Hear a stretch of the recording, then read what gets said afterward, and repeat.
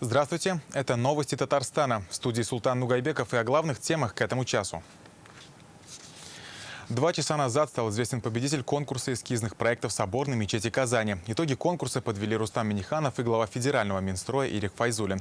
Напомним, памятный камень, знаменующий начало строительства, заложили 20 мая в дни празднования 1100-летия официального принятия ислама. По плану мечеть должна вмещать 10 тысяч человек. Ее собираются построить на правом берегу Казанки. Руководит строительством благотворительный фонд «Игелек Доброта». В финал конкурса эскизов вышли 18 команд из России, Египта, Турции, Арабских Эмиратов, Казахстана и Узбекистана. Как выглядит проект победителей, в каком виде будут воплощены идеи других участников, в нашем материале. Где-то такое слабенькое. Понятно. Открытый международный конкурс на разработку эскиза соборной мечети Казани был объявлен в апреле. Свои работы представили 40 участников. В финал вышли 18 команд. Половина конкурсантов из Татарстана, в том числе соавторы мечети Кул-Шариф. Сегодня всем финалистам Рустам Минниханов вручил благодарственные письма. Это решение, оно принято, и мы его построим. Самое главное, я хотел бы поблагодарить всех участников нашего конкурса. Вот 40 работ, там 8 стран, и каждая работа, она уникальна. По заданию конкурса архитектура соборной мечети должна отражать многовековую культуру татар, быть величественной и узнаваемой.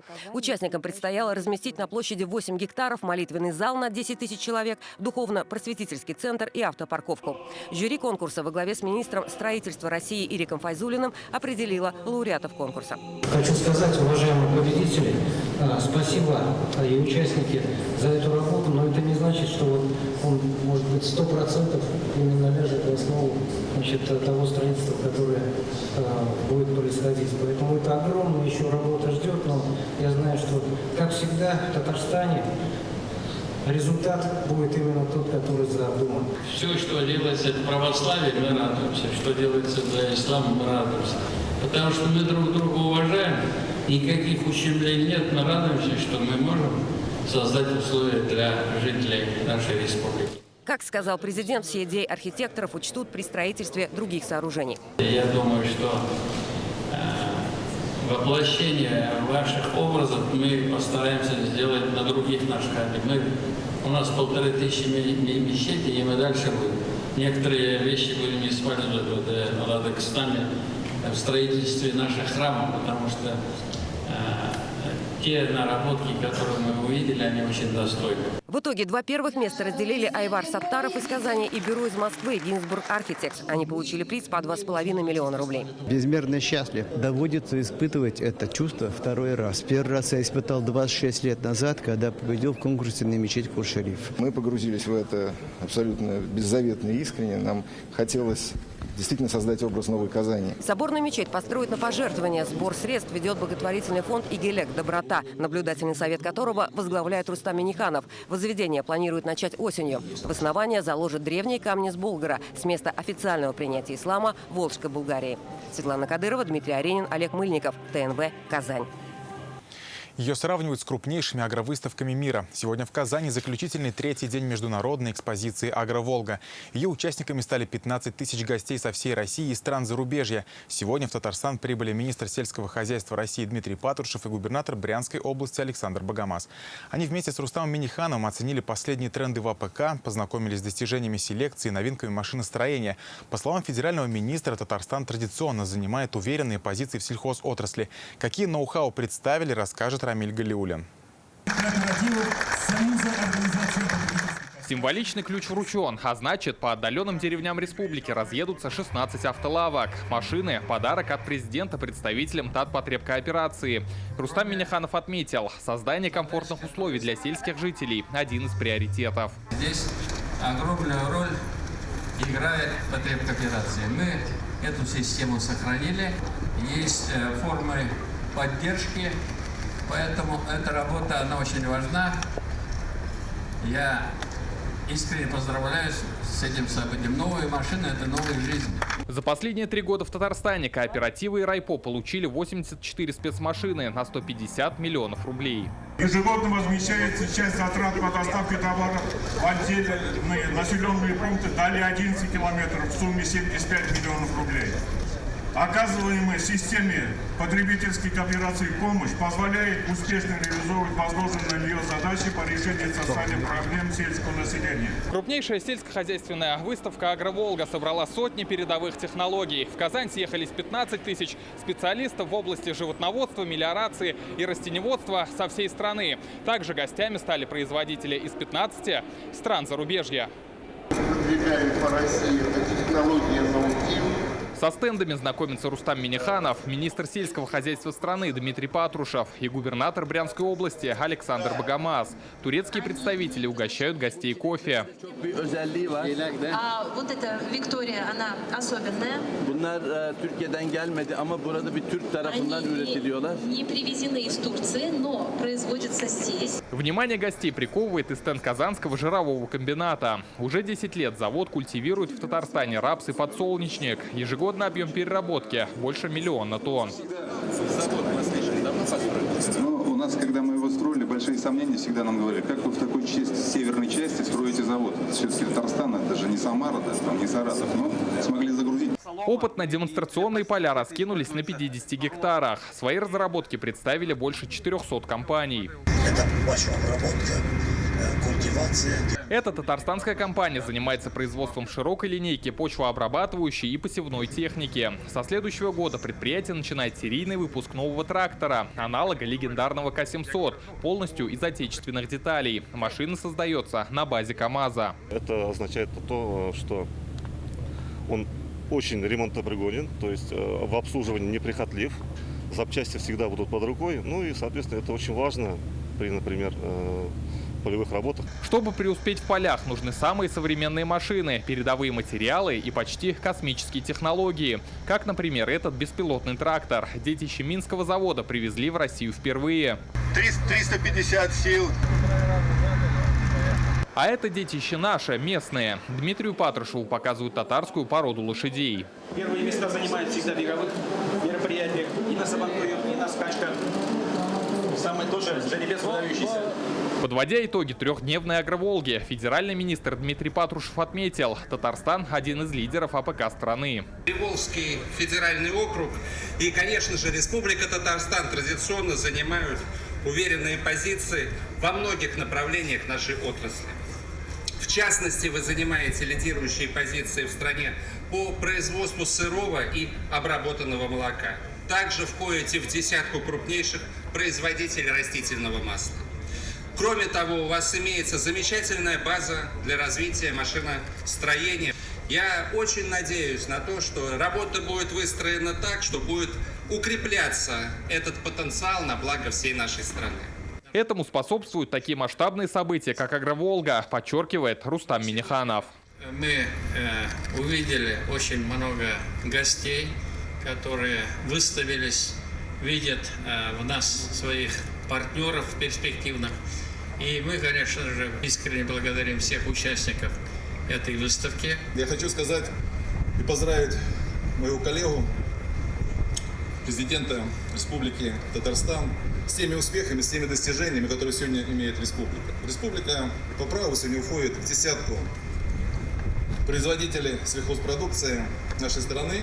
Республика, которая на протяжении всего времени, даже в тяжелое время, работала успешно, а сегодня, конечно же, она идет еще к новым успехам, к новым достижениям. Агроволга – отличная возможность договориться обо всем прямо с производителями, говорят участники. Все в одном месте и никаких посредников. Последнее достижение нашей и науки, нашего сельского хозяйства Российской Федерации. Всем это интересно, все стремятся найти себе партнеров. Где-то этому надо учиться, ехать, платить деньги, а здесь это можно получить абсолютно бесплатно. Это очень важно, доступно. Пастовский район Насырову Фагиму Газизовичу. И сегодня Рустам Минниханов и Дмитрий Патрушев вручили государственные награды за вклад в развитие сельского хозяйства. Как отметили, скоро для тружеников наступит горячая пора – уборочная кампания. И Татарстан уже на старте сезонных полевых работ. Рамиль Галиуллин, Ильшат Мухаметов, ТНВ, Казань. И сегодня глава Минсельхоза России Дмитрий Патрушев принял участие в совещании с членами правительства под председательством Владимира Путина. Он рассказал президенту о выставке «Агроволга» и высоко оценил ее организацию. Прежде всего хочу сказать, что в данный момент нахожусь в Республике Татарстан. Здесь завершилась посевная. В ближайшее время аграрии приступят к уборке урожая. И рассчитываем, в том числе и здесь, на достойный результат. Сейчас в республике проходит международная выставка «Агроволга» она называется, где представлены передовые технологии ВПК. Мероприятие проводится второй раз, но количество участников из России и других стран подтверждает очень высокий уровень организации и востребованности. В Татарстане сняты все антиковидные ограничения. Вышло постановление правительства республики. К обычному режиму работы вернулись органы ЗАГС, кафе, рестораны, ночные клубы, спортивные объекты и концертные залы. Напомним, большинство ограничений действовали больше 2 лет.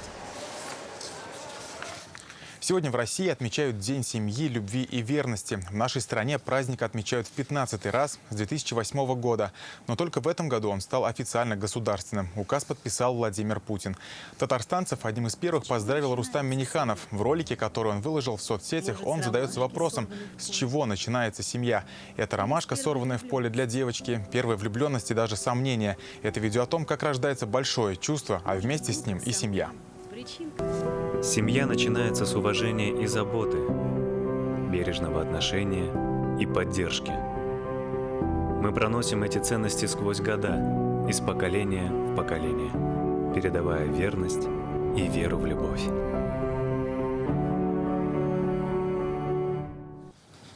Торжества в честь Дня любви, семьи и верности сегодня прошли по всей республике. Основные развернулись в Казани. Как это было, увидела Юлия Гоголева.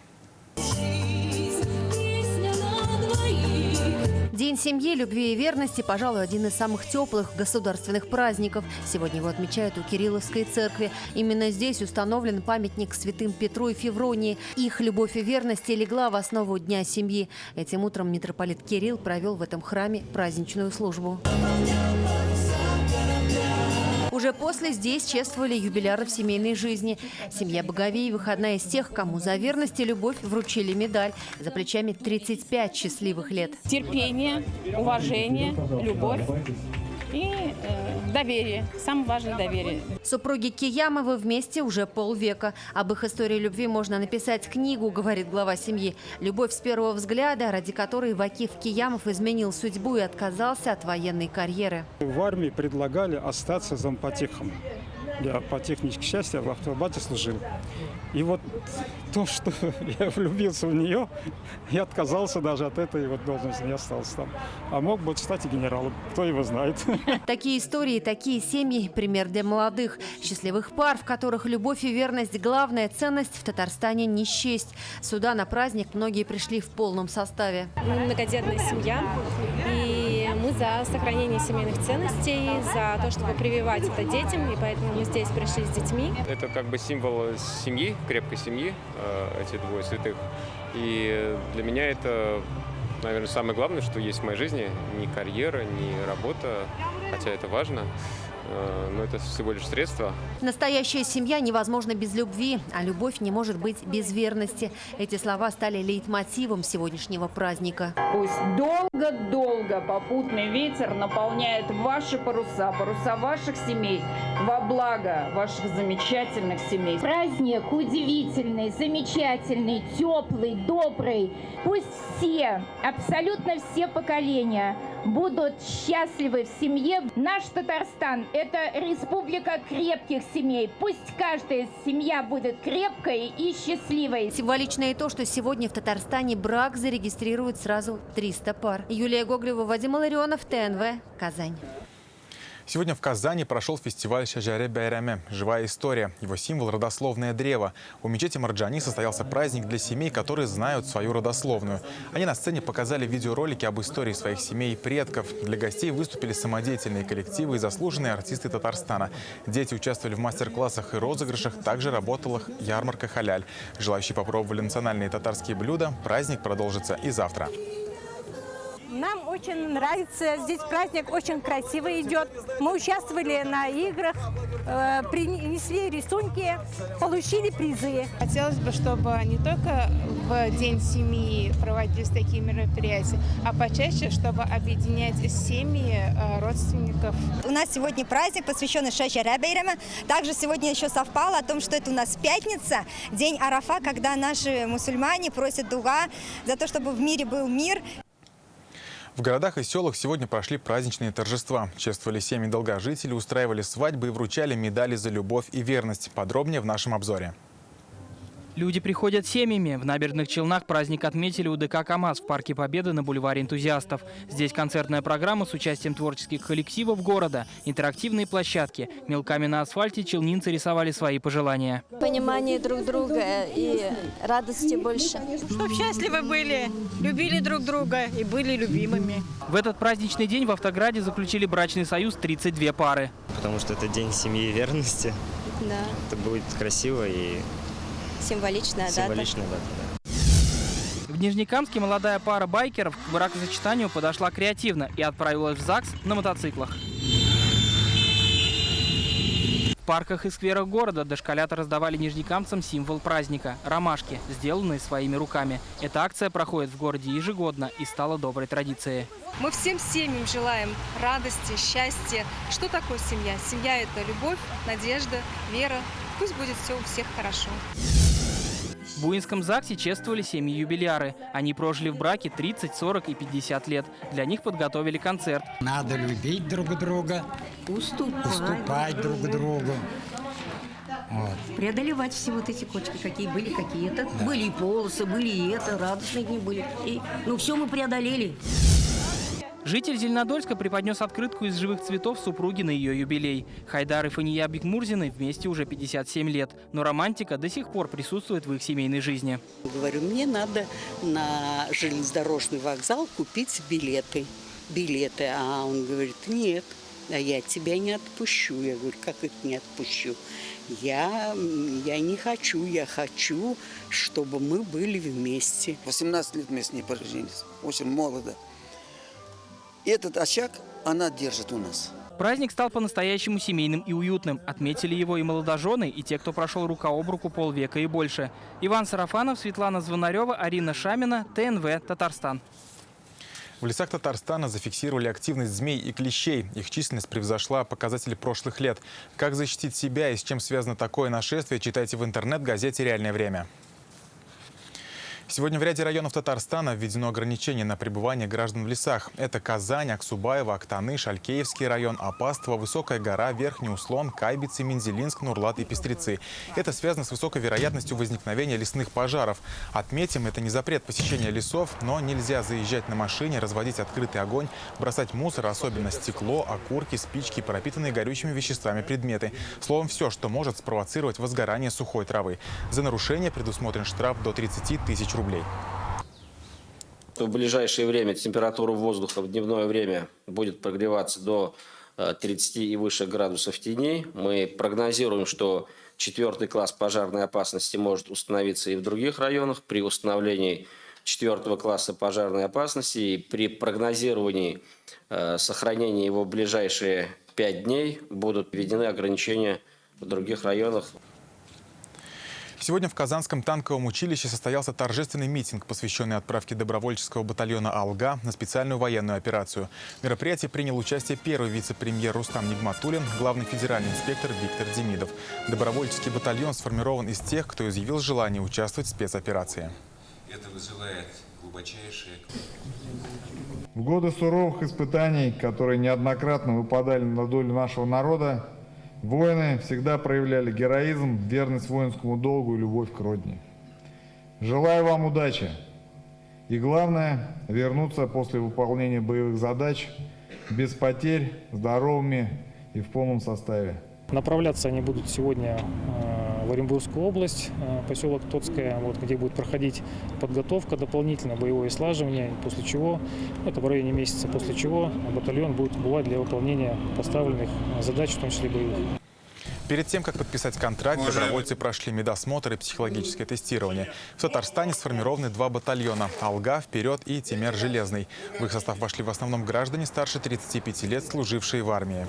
Обликов нашего военнослужащего – это военнослужащий возрастом более 35 лет, имеющий богатый жизненный опыт, в том числе в горячих точках, служба в армии обязательно, имеющих опыт работы по своей специальности, это как санитарные инструкторы, фельдшеры, ребята, кто идет на должности водителей, работали, будем так говорить, на гражданке именно по водительской специальности.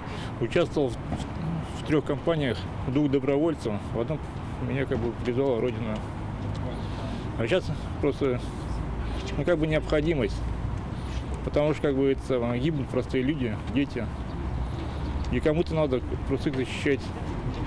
И мы пошли добровольцами, потому что если мы не пойдем, кто защитит людей? В Казани проведут демонтаж Горбатого моста и воссоздадут его точную копию. Сегодня в Комитете по охране объектов культурного наследия прокомментировали сообщения в ряде СМИ о сносе памятника республиканского значения. По словам специалистов, конструкция Горбатого моста в аварийном состоянии. Реконструировать его невозможно. Будет создана 3D-модель объекта, чтобы в дальнейшем его воспроизвести точь-в-точь. Впереди проектно-изыскательные работы, инженерные обследования и проектирование. Эти этапы должны завершить к ноябрю. Алия Хайрудинова о судьбе Горбатого моста. Горбатый мост построили в 1928 году. Это первый железобетонный мост Казани. Спустя 40 лет здесь закрыли проезд для машин и трамваев, а в 2008 году запретили проход и для пешеходов. К этому времени он уже стал местной достопримечательностью. 5 лет назад Горбатый мост включили в перечень исторически ценных градоформирующих объектов. Его уникальность в арочной конструкции. Длина моста 96 метров, ширина 14, высота опор достигает 10 метров. По словам специалистов, в случае капремонта потребовалась бы замена 85% балок и усиление всех арок. При этом срок службы не более 10 лет. Именно поэтому приняли решение разобрать мост и отстроить заново его точную копию. На сегодняшний день задача для проектной организации будет следующая. Осуществить все обмерные чертежи, отрисовать все архитектурные детали, провести повторное актуальное техобследование, чтобы документ был, что действительно он на сегодняшнюю дату аварийный. И дальше будет производиться с нашего разрешения, с разрешения комитета, демонтаж аварийных конструкций.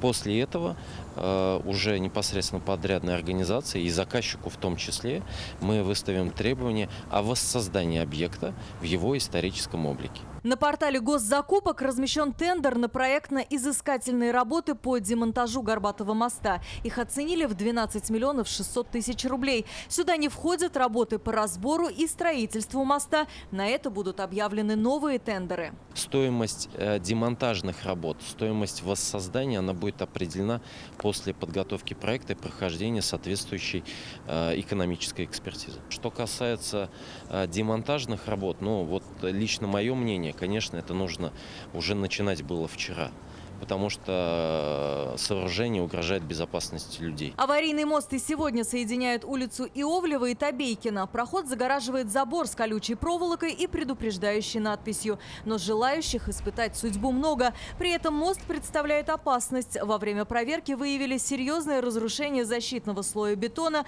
оголенную арматуру, разрушение барьерных ограждений. Инициативу по воссозданию моста жители поддерживают. Нужен очень срочно, тем более для детей, там детский садик, там все дела. И просто очень долго обходят, школы, детские сады, просто ребята мучаются там. Реально, дети по заборам лазят. Это хорошо ходить нам, лучше ведь на электричку ближе, чем целый круг давать. Там ходят дети в основном, кто еще там пролезает. Взрослые люди, кто может перебраться. Сейчас, конечно, это опасно, и как-то это надо лучше огородить. А в принципе, его надо сохранить, как я уже сказал, благоустроить, включая зону вокруг него. И именно в таком виде. Исполнители работ должны определить до конца июля. Сами проектно-изыскательные работы завершат к ноябрю. Алия Хайрудинова, Олег Мыльников, ТНВ, Казань. В Зеленодольске День семьи, любви и верности совпал с Днем Ивана Купалы, к которому приурочили грандиозный праздник славянской культуры. Как и много веков назад, молодежь сегодня плела венки, опускала их в воду, прыгали через костер, водили хороводы. Какие смыслы нынешнее поколение вкладывает в эти ритуалы? Какие традиции предков в почете у молодежи? Юлия Гоголева окунулась в атмосферу праздника и готова обо всем рассказать. Не просто языческие ритуалы, а возвращение к истокам, к традициям, которые складывались и формировались годами. Примерно так можно назвать все то, что сейчас происходит в Зеленодольском парке «Авангард». Целебные травы для главного символа праздника. Вот этих венков организаторы насобирали заранее. Считается, что на Ивана Купалу они становятся особенно целебными. Ну, венок – это основная традиция праздника Ивана Купалы. И когда девушка плетет венок, естественно, она думает о любви, которая у нее есть, или, может, которая будет, о которой она думает. Венок она себе надевает на голову, можно подарить также венок своему любимому. Когда все венки сплетены, можно смело вставать в хоровод. Сегодня здесь, как обещают организаторы, за руки возьмутся 1932 человека. Символично, что именно в 1932 году образовался Зеленодольск. В этом году отмечается его 90-летие. По традиции, чтобы венок доплыл к суженому, его опускают в водоем. Сегодня это местное озеро. В древности этот ритуал совершали, когда садилось солнце. Но и сейчас, несмотря на то, что еще не стемнело, зрелище действительно завораживает. Хотелось бы, чтобы почаще были такие мероприятия. Мы первый раз пришли сюда. Нам очень понравилось. Еще один важный ритуал праздника Ивана Купала – прыжки через костер из-за пожарной опасности решили не проводить. В центре парка «Авангард», где пройдет грандиозный вечерний концерт, установят специальную конструкцию, которая будет подсвечиваться и имитировать огонь. Праздник Ивана Купала, он объединяет людей, сплачивает, делает нас еще добрее. И приехало очень много гостей, приехали диаспоры белорусские, украинские, русские коллективы. И вот в этом наша сила, сила нашего города, сила нашей страны. В Зеленодольском районе праздник славянской культуры Иван Купала проходит впервые, и его размах впечатляет. Как видим, горожане соскучились по народным традициям. На праздник пришло несколько тысяч человек.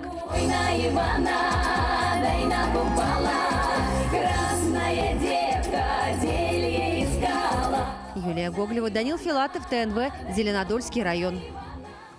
Это были все новости к этому часу. Еще больше информации в нашей группе ВКонтакте, Телеграм-канале. Также наши выпуски доступны на платформе Рутюб. До встречи.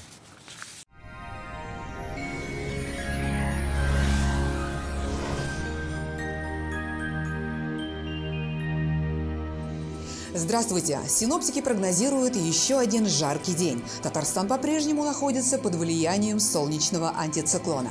По данным сервиса Яндекс.Погода, в субботу в Бугульме, Бавлах, Азнакаево небольшая облачность и без осадков. Знойный июль в самом разгаре.